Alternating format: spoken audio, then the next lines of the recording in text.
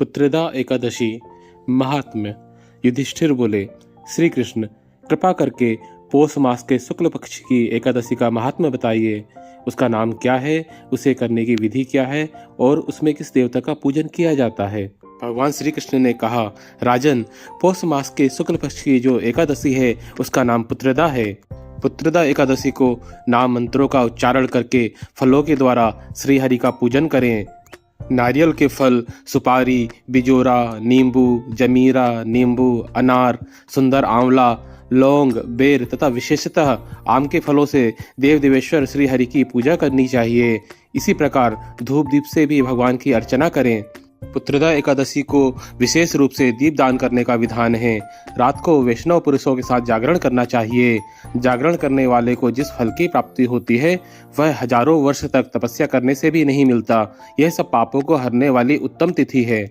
चराचर जगत सहित समस्त त्रिलोकी में इससे बढ़कर दूसरी कोई तिथि नहीं है। समस्त कामनाओं तथा सिद्धियों के दाता भगवान नारायण इसी तिथि के अधिदेवता हैं।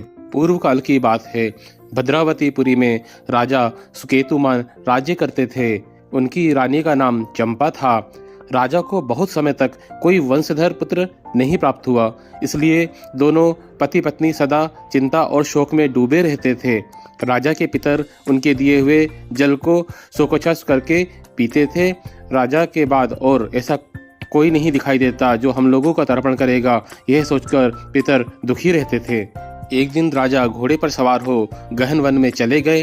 पुरोहित आदि किसी को भी इस बात का पता ना था। मृग और पक्षियों से सेवित उस सघन कानन में राजा भ्रमण करने लगे।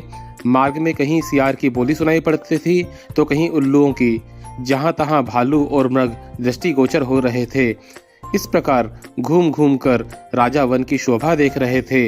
इतने में दोपहर हो गई। राजा को भूख और प्यास सताने लगी। वे जल की खोज में इधर उधर भटकने लगे।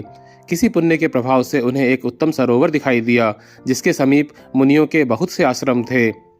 शोभाशाली नरेश ने उन आश्रमों की ओर देखा।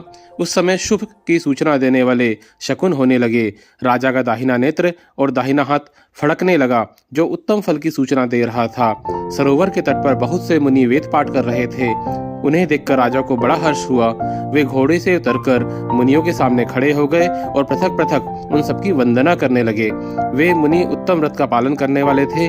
जब राजा ने हाथ जोड़कर बारंबार दंडवत किया तब मुनि बोले, राजन, हम लोग तुम पर प्रसन्न हैं। राजा बोले, आप लोग कौन हैं? आपके नाम क्या हैं तथा आप लोग किस लिए यहाँ एकत्रित हुए हैं? कृपया यह सब बताइए। मुनि बोले, राजन, हम लोग विश्वदेव हैं।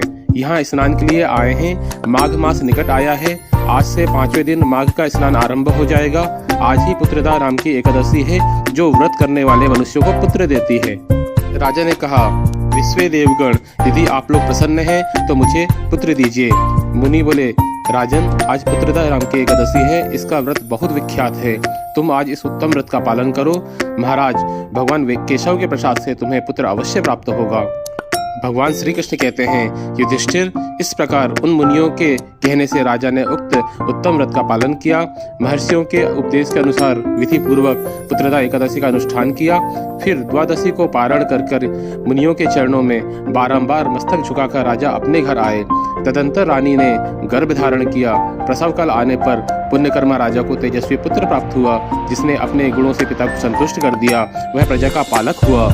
इसलिए राजन, पुत्रदा का उत्तम व्रत अवश्य करना चाहिए। मैंने लोगों के हित के लिए तुम्हारे सामने इसका वर्णन किया है।